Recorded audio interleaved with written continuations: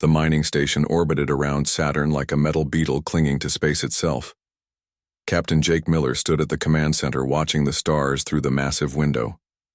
His crew of 40 humans worked day and night pulling precious minerals from the rings of the giant planet. They had been out here for 6 months and still had 6 more to go before returning to Earth. Jake was tall, with brown hair that he kept short and green eyes that missed nothing. He had been captain for 3 years, and his crew trusted him with their lives. The mining station was their home, a giant structure with living quarters, labs, and mining equipment. It was lonely work, but it paid well, and someone had to do it. Lisa Chen sat at her engineering console monitoring the systems. Her black hair was tied back and her fingers danced across the holographic displays. She was the best engineer Jake had ever worked with, and she could fix anything with just spare parts and determination. Next to her, Amy Roberts checked the communication systems. Amy was young, only 25, but she had a gift for languages and codes. Everything changed when the sensors picked up something impossible. An object was moving through space toward them, but it was not a ship or asteroid. The readings showed it was organic, alive, and moving under its own power. Jake called everyone to the main deck as they watched the thing approach on their screens. It was a person floating in the vacuum of space without any protection. The figure moved gracefully through the darkness using no thrusters or equipment. She simply swam through space as if it were water. As she came closer, they could see more details.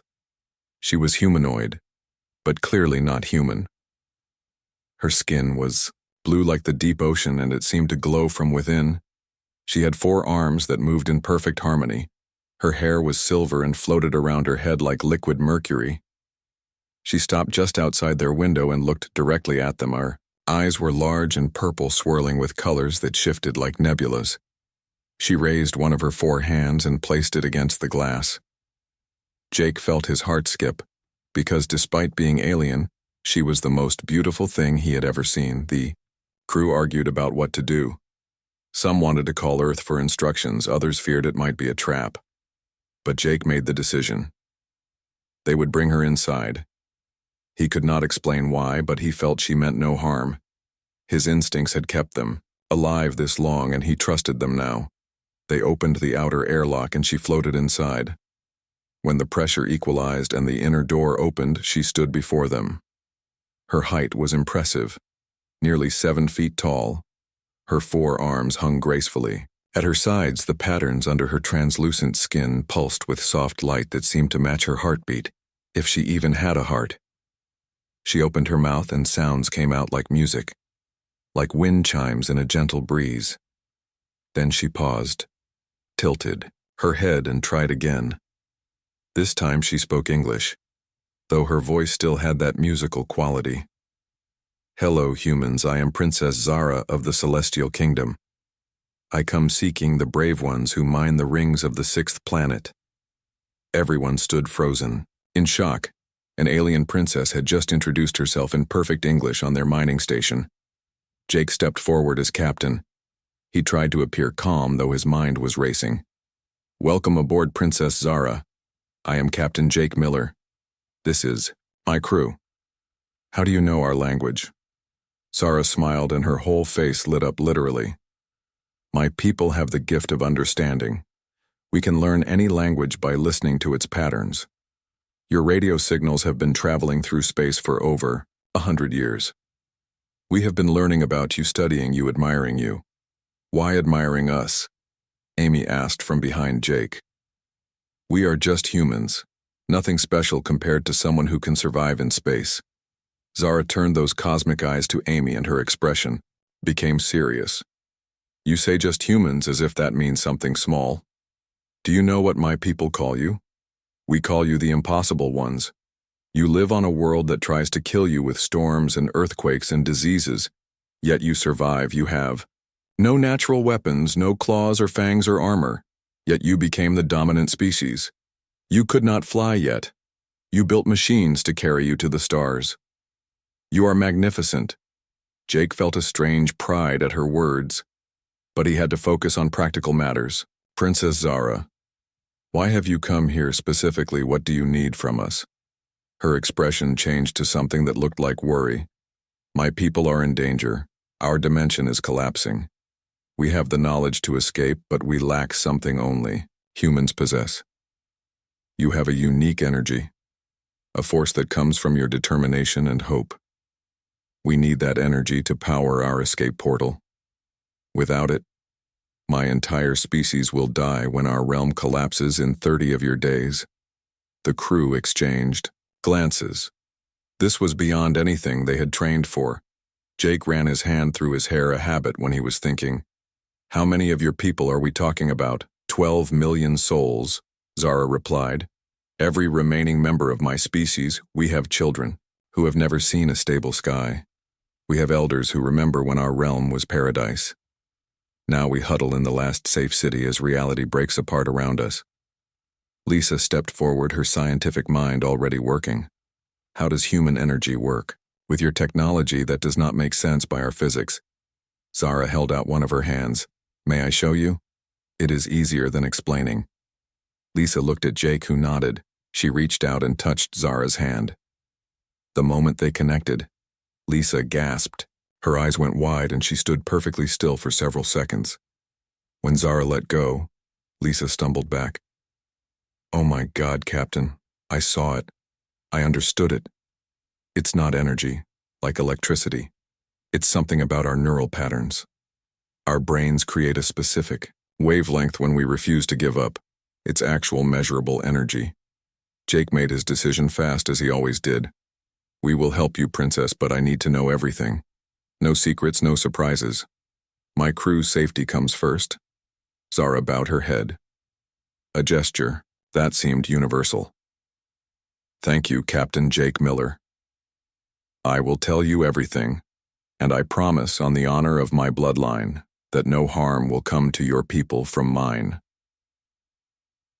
As Jake looked at this impossible alien princess standing in his mining station, he had no idea that this moment would change not just his life but the future of both their species.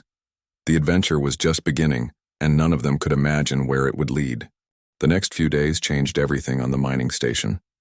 Zara moved through their corridors with grace despite the artificial gravity being different from what she was used to.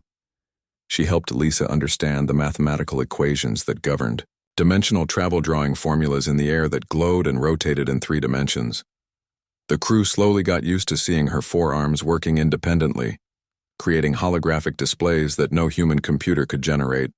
Jake found himself spending more time with Zara than strictly necessary for the mission. He told himself he was just gathering information, but the truth was more complicated. She was fascinating to watch and talk to. She asked questions about everything from human food to why they wore clothes when their ships were climate controlled. Her curiosity was genuine, and her laugh when she discovered something funny was like music. One evening, Jake found her in the observation deck staring at Saturn. The massive planet filled half the view, its rings stretching out like golden highways. She stood perfectly still, all 4 arms crossed in a way that looked natural for her. Beautiful, is it not? She said without turning around. Your planets are so different from anything in my realm. We have cities that float in pure energy. We have oceans made of liquid light. But nothing as magnificent as this. Jake moved to stand beside her. It's just a big ball of gas with some rocks around it. Nothing compared to liquid, light oceans. She turned to look at him and smiled. That is what I love about humans. You are surrounded by wonders, but you always look for something greater. You are never satisfied with what you have, always reaching for more. Is that really so special? Jake asked. Most species must explore, and Zara shook her head, making her silver hair ripple. No. Most species find a comfortable place and stop. My people did that. We found our perfect dimension and stayed there for millions of years.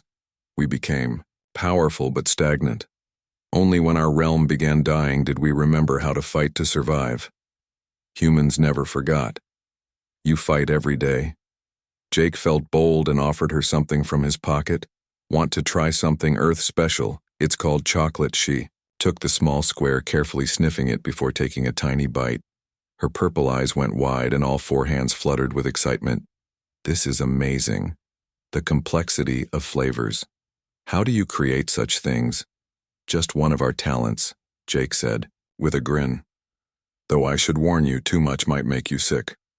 Zara laughed. I survived the vacuum of space. I think I can handle your chocolate over the next week. Lisa and Zara made breakthrough after breakthrough. They discovered that human determination created a specific brainwave pattern that could be amplified and converted into dimensional energy. The problem was, they needed at least 1,000 humans all focused on the same goal at the same moment. The mining station only had 40 people. Need to contact Earth. Amy suggested during a crew meeting. Get more people out here. Zara shook her head sadly. There is no time. It would take weeks for ships to arrive. My realm will collapse in 20 days. We need another solution. Jake paced the meeting room thinking. Then we make do with what we have. Humans are good at that. We find a way to amplify what we have 40 times over. Lisa jumped up from her chair. Excited? Wait, I have an idea. What if we use the mining equipment? The resonance chambers we use to break apart asteroids if we modify them to amplify brain waves instead of sound waves. It could work, Zara said, her skin brightening with hope. But it would be dangerous. The feedback could damage human minds. Then we be careful, Jake said, looking at his crew. I need volunteers. No one has to do this, but if we are going to save 12 million lives, we need to try. Every single crew member raised their hand. Jake felt proud of them. They were miners, not heroes, but they were ready to risk everything for strangers from another dimension. They worked without rest for 3 days, modifying the equipment. Zara pushed herself hard, using her abilities to reshape metal and crystal into configurations that should not have been possible. She grew weaker as she worked, and Jake realized she was using her own life force to power the modifications. Hey, sweetie, Jake said one day, finding her nearly collapsed in the engineering bay. You need to rest. You are going to burn yourself out. The alien princess blushed, her blue skin turning violet. Yes, darling, she replied softly. But I must finish this. My people are counting on me. We are all counting on each other. Jake said, helping her stand. That is what humans do. We share the burden. Come, and let me show you something that will help. He led her to the recreation room where the crew was gathered. They had prepared a surprise for her. Amy had used the food synthesizer to make dishes from Earth that they thought she might like. The crew had decorated the room with drawings of her home based on her descriptions. It was not much, but it was their way of showing they cared. Zara stood in the doorway, her 4 hands covering her mouth in surprise. Tears that looked like liquid starlight rolled down her cheeks. No one has ever done something like this for me. In my realm, I am a princess, but also alone. My duties keep me separate from others. But here I feel like I belong. You do belong, Lisa said, hugging her with obvious affection. You are part of our crew now. That night they tested the modified equipment, starting small with just 5 volunteers. The resonance chamber hummed to life, and Zara monitored the energy output. It worked, but the strain on the humans was obvious. They came out exhausted but smiling. It works, Amy said weakly. I could feel it. Like my thoughts had weight and power. But can 40 of us generate enough power? Jake asked. Zara calculated quickly. If everyone pushes to their absolute limit, maybe. But it will be dangerous. Some might not survive the strain. The room went quiet as everyone absorbed this. They were not soldiers trained for sacrifice. They were miners, regular people who had signed up for a job. But as Jake looked around, he saw determination in every face. Then we make sure everyone does survive, Jake said firmly. We are humans. We do impossible things before breakfast, right? The crew laughed, and Zara looked at them with wonder. You truly are the impossible ones. In my dimension, warriors train for centuries to face death with such courage. You do it with jokes and chocolate. That is because we are too stubborn to know when we are beaten, Lisa said. Now let us figure out how to save your people without killing ourselves. There has to be a way. They worked through the night, refining the process, testing different configurations. Jake and Zara worked side by side and he found himself stealing glances at her. She was alien in every way. 4 arms, blue skin, purple eyes that held galaxies, but something about her called to him. Maybe it was her courage or her compassion for her people. Or maybe it was the way she blushed when he smiled at her as the 20th day approached. They were as ready as they could be. The portal generator stood in the cargo bay, a fusion of human and alien technology. It looked like a metal flower with crystalline petals. Each petal was connected to a resonance chamber where a crew member would stand. Jake gathered everyone for a final briefing when 4 hours Zara's dimension will be close enough to ours to open the portal.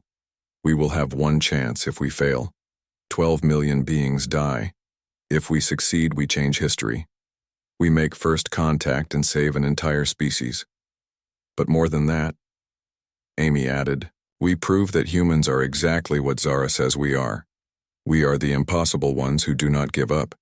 Jake looked at each of his crew members, these people who had become his family. They were ready. Some were scared, but all were determined. Then let us do this, Jake said, for Zara, for her people, and for humanity. As they took their positions, Jake caught Zara's 4 hands in his. Whatever happens, I am glad you found us. She squeezed his hands back. I am glad too. Jake Miller, you have shown me what it truly means to be brave.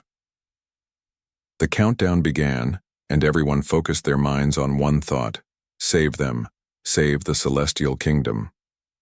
Save 12 million souls. The portal began to form a tiny point of light that grew slowly.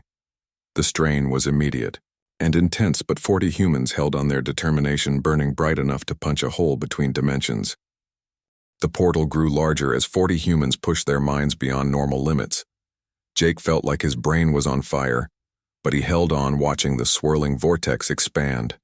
The cargo bay filled with impossible colors that had no names in any human language. Through the portal, they could see glimpses of Zara's dying realm cities floating in chaos. Skies that flickered between existing and not existing. Hold on, everyone, Jake shouted over the noise of bending reality. Just a little more, Zara stood at the control panel, all 4 arms moving in complex patterns directing the energy flow. Her skin was glowing so bright it was hard to look at her directly. She was singing in her own language, and somehow it helped the humans focus. The melody gave them something to hold on to when everything else felt like it was slipping away. Suddenly the portal stabilized. It was 10 feet across, perfectly round, and through it, they could see clearly thousands of Zaras. People were gathered on the other side. They looked similar to her, tall with blue skin and multiple arms, but each was unique. Some with 2 arms, some with 6, some with patterns of light that looked like tattoos made of stars. A figure stepped forward through the portal. An older male, of Zara's species, with skin that was deeper blue, almost purple. He wore robes that seemed to be made of condensed starlight. He looked at Zara and spoke in their musical language, then turned to Jake and switched to English. I am King Vertex, father of Zara. You have done the impossible, humans. You have saved us, but we have not saved you yet. Jake gasped, still maintaining his focus. The portal needs to stay open long enough for everyone to come through. The king nodded. We are ready. My people will move quickly. But I must tell you something important. This is not just an evacuation. Once my people cross into your dimension, we cannot return. We will need a new home. Jake managed to look at his crew while still maintaining the connection. They were all struggling, but no one let go. We will figure that out together. Your Majesty. Right now, just get your people through. The evacuation began.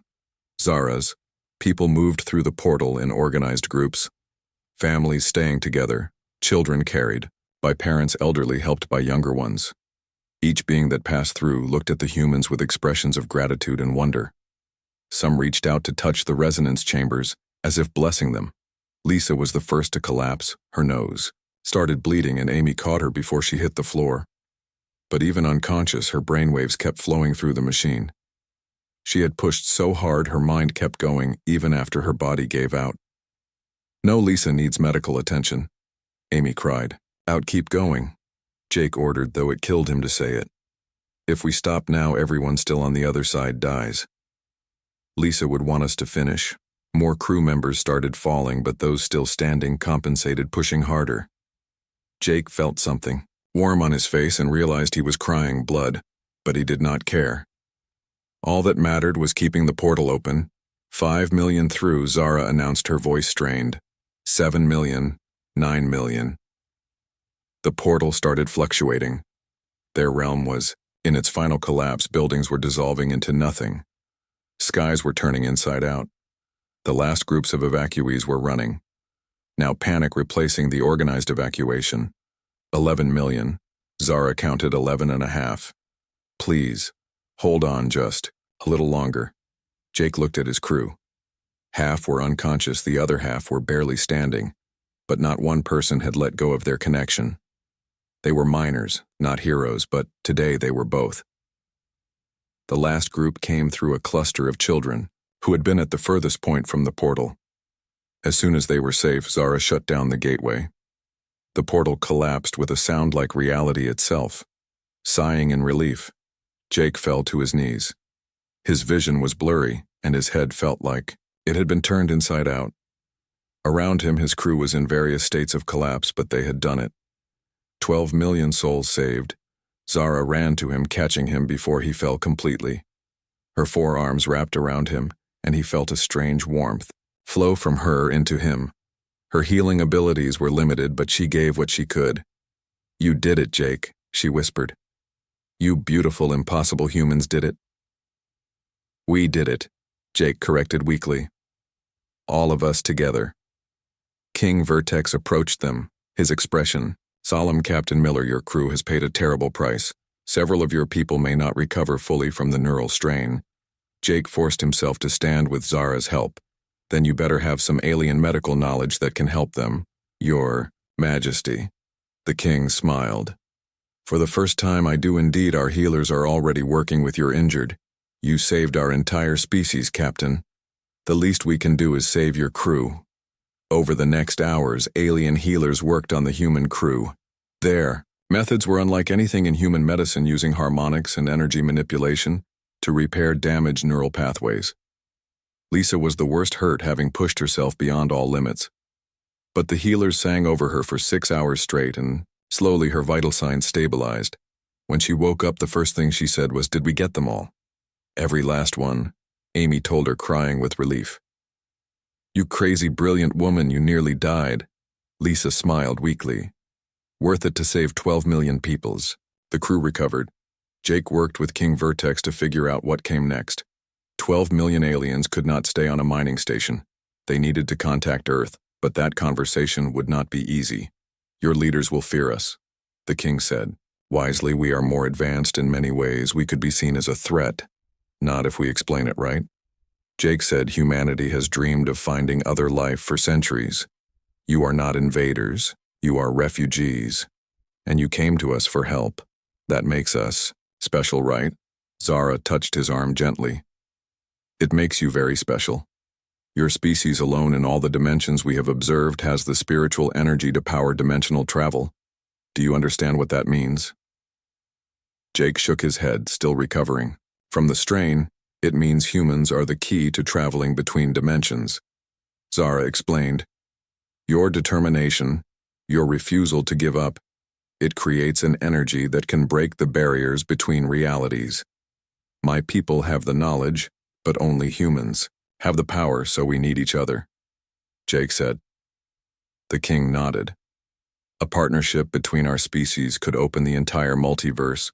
Both our peoples could explore dimensions we never imagined. But first, we need your world to accept us." Jake activated the long-range communicator. It was time to call Earth and change history. He cleared his throat and began transmitting Earth command. "This is Captain Jake Miller of Mining Station 7. I need to report a first contact situation.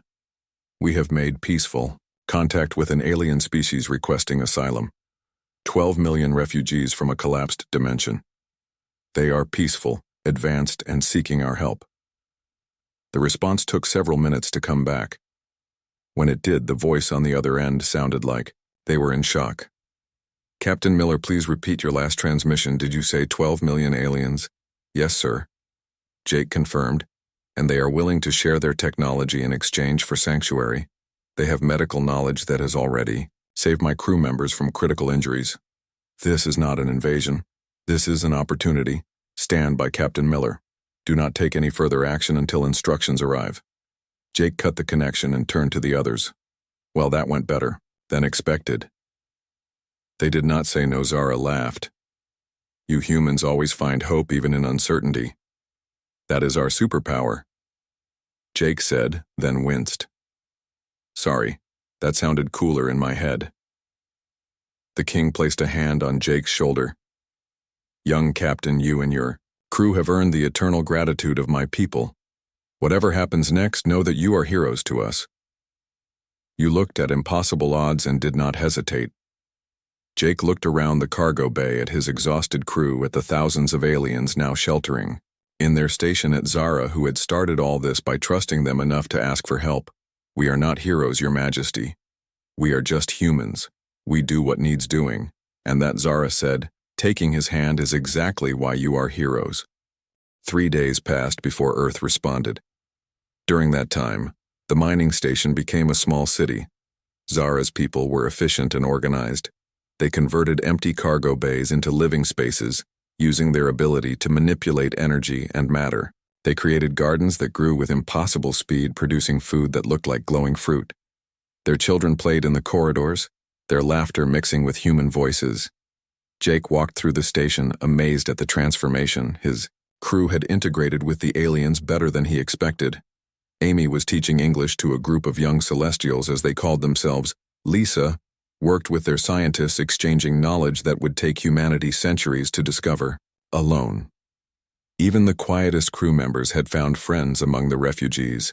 He found Zara in what used to be Storage Room B.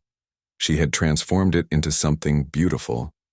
The walls showed moving images of her lost home, forests of crystal trees, oceans of liquid starlight cities that floated on clouds of pure energy. She stood in the center, all forearms wrapped around herself. Missing home? Jake asked gently. She turned to him with sad eyes. This was my meditation chamber. I recreated it from memory. But memory is all we have now. Our entire dimension is gone. Jake moved closer, wanting to comfort her, but not sure how. Your people are alive. That matters more than any place. She smiled at him. You humans always know what to say to make things better. How do you do that? Practice, Jake said. We have been losing things and starting over for all of human history. We are experts at moving forward. The communication panel buzzed, and Amy's voice came through. Captain Earth Command is calling big. Transmission coming in. Jake and Zara rushed to the command center. The main screen lit up with multiple faces. The president of Earth Union was there, along with generals, scientists, and other leaders. Jake had only seen such a gathering once before. During the Mars colony crisis, Captain Miller, the president, began. We have reviewed your reports and the data you sent. The situation is unprecedented, but we have made a decision. Jake held his breath. His crew gathered behind him. Zara's people filled the doorways, watching. We are granting provisional asylum to the celestial refugees, the president continued. They will be relocated to Mars Colony Beta, where we are establishing a joint settlement. Your mining station will serve as a temporary embassy. While we work out the details, relief flooded through Jake, but the president was not finished. However, there are conditions. The Celestials must share their medical and energy technology with Earth. They must respect human laws and sovereignty, and Captain Miller, you and your crew will serve as liaisons. You know them best. Jake looked at his crew, then at Zara. We accept the conditions. Madam President King Vertex stepped forward. May I address your leaders? Captain. Jake nodded, and the king spoke, directly to the screen. Humans of Earth, we come not as conquerors or superiors, but as grateful refugees. You have shown us kindness when we were desperate. In return, we offer not just our technology, but our loyalty. The celestial kingdom may be gone, but our honor remains. We pledge ourselves as allies to humanity. The president smiled, the first warm expression she had shown. That is good to hear. Your Majesty. We look forward to a long friendship after the call ended. The station erupted in celebration. Humans and Celestials embraced, laughing and crying together.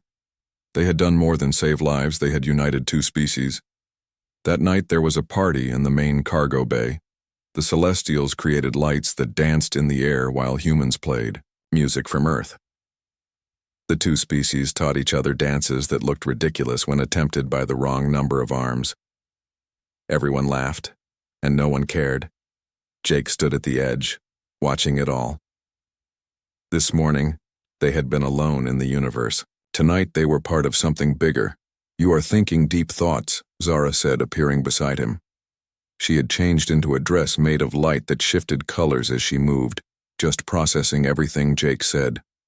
"In 1 week we went from mining rocks to making history." She slipped one of her hands into his. "Do you regret it?" "Not for a second." Jake squeezed her hand. "But what about you? You are a princess. Your people will expect you to lead them." Zara was quiet for a moment. "My father will lead the official negotiations. But I have a different path in mind, which is what?" She turned to face him, all four arms, gesturing expressively. "I want to be a bridge between our peoples, not a political one, but a personal one. I want to show humans and Celestials that we can be more than allies, we can be friends, family, even more." Jake's heart raced even more. She blushed that beautiful violet color. "Perhaps I am being too forward, as Amy taught me to say, but my people bond for life when we choose someone, and—" "Jake Miller, I choose you if you will have me." Jake pulled her closer, not caring who saw before I answer. "I need to know something. Can this actually work between us? We are literally from different dimensions." Zara laughed. "Our scientists say human and celestial genetics are surprisingly compatible. Different but harmonious, like music in different keys that somehow creates harmony. So we could," Jake started, then stopped, embarrassed, "have children?" "Yes," she said simply. "They would be unique beings. Part human, part celestial. The first of a new kind of life." Jake looked into her purple galaxy eyes. This morning he had been just a mining captain. Tonight he was being offered a future he never imagined. "I need to think about this," Jake said, honestly. "This is huge." Zara, she nodded, understanding. "I will wait as long as you need. Time moves differently for my people anyway." The party continued around them. Amy was trying to learn a celestial dance that required 4 arms. She was using her legs as substitutes, and the young aliens were giggling at her attempts. Lisa was deep in conversation with celestial scientists, drawing equations in the air. "We should tell them about Mars," Jake said, changing the subject slightly. Zara nodded, and Jake called for attention. When everyone was quiet, he announced the news about Mars and the new settlement. The cheer that went up could probably be heard in space itself if sound traveled through vacuum. Mars. Amy shouted, "We are going to live on Mars with aliens. This is like every sci-fi dream come true." The Celestials were equally excited. They had studied human colonies through their observations, and Mars had always fascinated them. A red planet so different from Earth, yet humans had still found a way to live there. King Vertex raised his hand for silence. "My people, we have been saved by these brave humans. Now we begin a new chapter. Together, we will build something never seen before, a true partnership between species. Captain Miller and his crew will guide us as we learn to live in this dimension, but we have something to offer right now." The king continued, "Our healers have been studying human biology. You have so many ailments that we can cure. Cancer, diabetes, aging itself. We can extend human life by centuries, while maintaining youth." The humans in the room went completely silent. That was beyond anything they had imagined in exchange.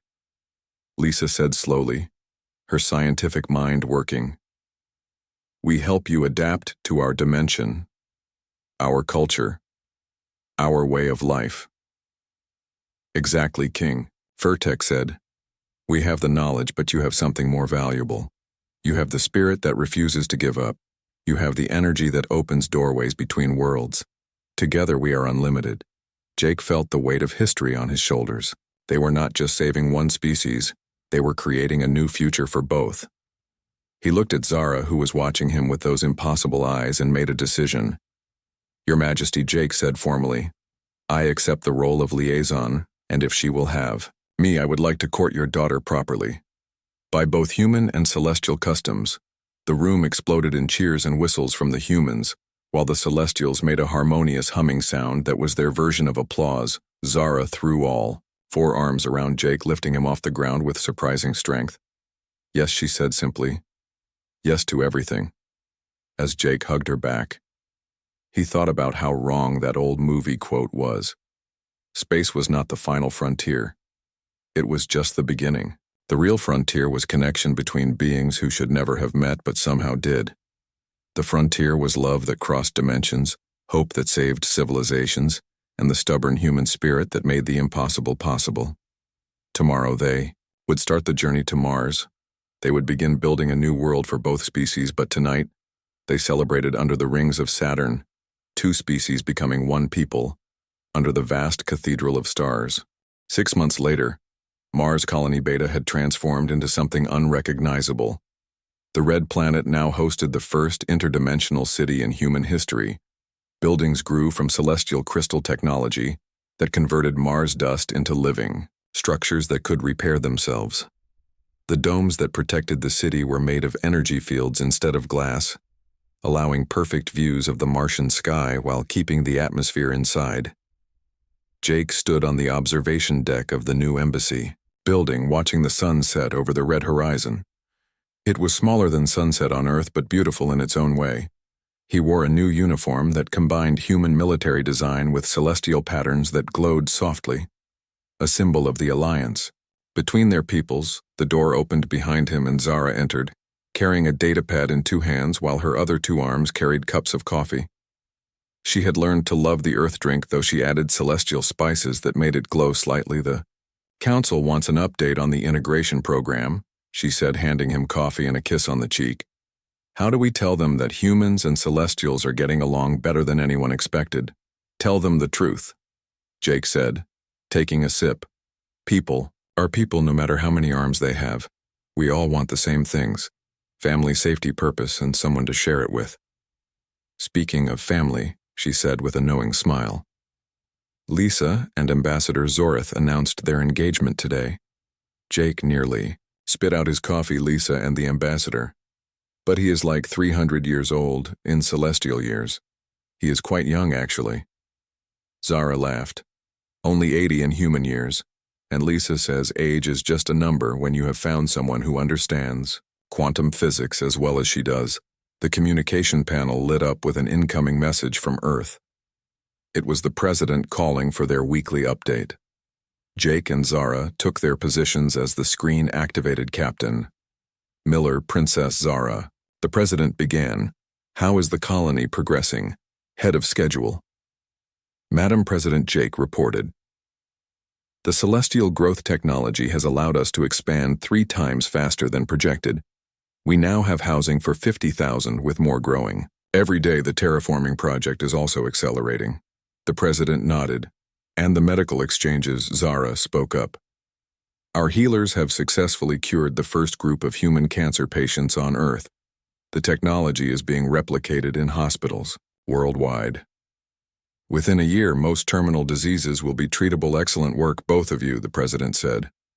"But I called about something else.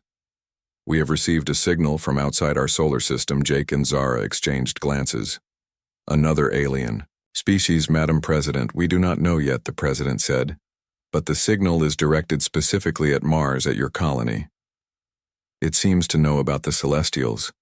Can you investigate?" Zara's skin paled, which was concerning since she was already blue. "I think I know what this is," she said quietly. "It might be the Watchers." "The who now?" Jake asked. She turned to him with worried eyes. "Remember I told you, my people observed many dimensions. There are others who do the same. The Watchers are ancient beings who monitor dimensional refugees. They must have detected us crossing over." "Are they dangerous?" the president asked. "Not dangerous, but strict," Zara explained. "They enforce the laws of dimensional travel. If they think we have violated those laws, they could force us back." "But your dimension collapsed," Jake protested. "There is nowhere to send you back to."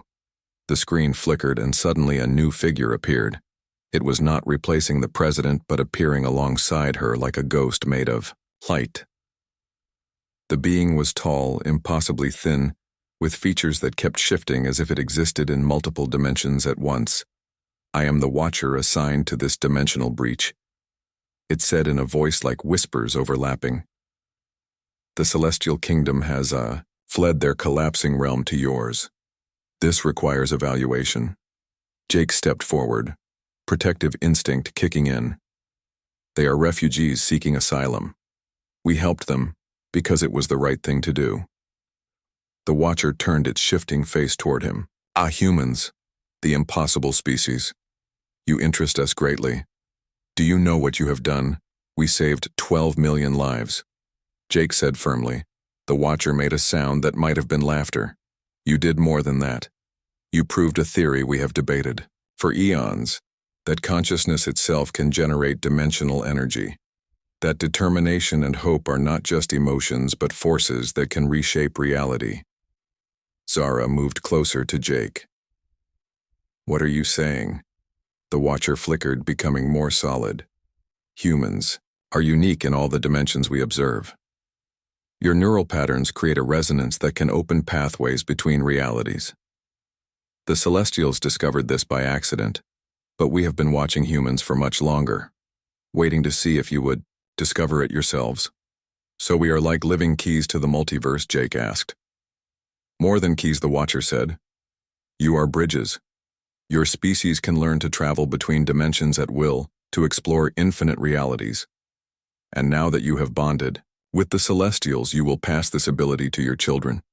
Jake felt Zara's hand slip into his. Their children would be dimensional travelers able to move between realities as easily as walking through a door. The Watcher continued. "We have decided to allow the Celestials to remain in this dimension. More than that, we offer humanity a gift. Knowledge of the dimensional pathways, maps to other realities, some empty and ready for colonization, others filled with species seeking contact." "Why would you give us this?" the president asked from the screen. "Because humans are what the multiverse needs," the Watcher replied. "You do not conquer or destroy. You help, you save. You bring hope to the hopeless. The Celestials are just the beginning. Many species, across many dimensions, need what only humanity can offer. Your stubborn refusal to accept defeat." The weight of this revelation sat heavy on everyone. Jake looked at Zara, then at the president on the screen. Humanity had gone from thinking they were alone to being offered the keys to infinite universes. "We need time to process this," Jake said. "To prepare our people." The Watcher nodded. "Time you shall have. The knowledge will be transmitted to your scientists gradually as you prove ready for it. But know this, Captain Jake Miller, you and Princess Zara will be remembered as the ones who started it all. The first human-celestial union that opened the doors to infinity." With that, the Watcher faded away, leaving them staring at each other in shock. President spoke first. "Captain Miller, Princess Zara, it seems your marriage next month will be even more historic than we thought." Jake pulled Zara close, feeling her warmth against him. 4 arms wrapped around him, and he felt complete in a way he never had before. "Madam President," Jake said with a smile, "I think we are going to need a bigger colony."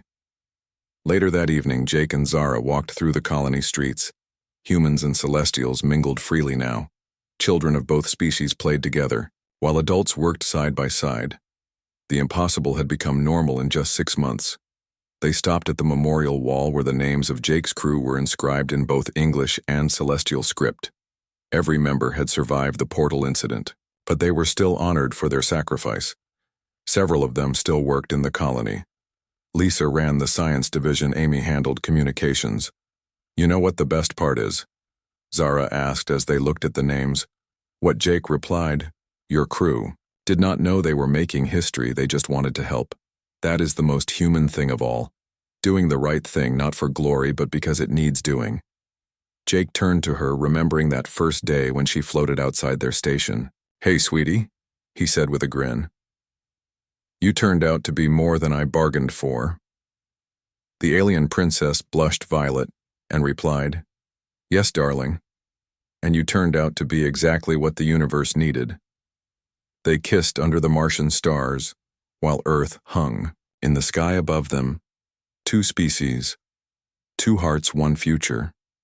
The age of humanity alone in the universe was over. The age of humanity as shepherds of the multiverse had begun, and somewhere in the colony, Lisa was already working on the equations to open. The next portal, Amy was preparing first contact protocols for dimensions they had not yet imagined.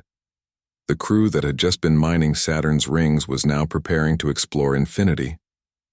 The story of Jake and Zara would be told for generations, the humble mining captain and the alien princess who saved each other's peoples. But more importantly, they proved that humans were exactly what they had always been. Impossible, stubborn, beautiful creatures who looked at the vast, dark universe and said, "We can light that up." The adventure was not ending. It was just beginning.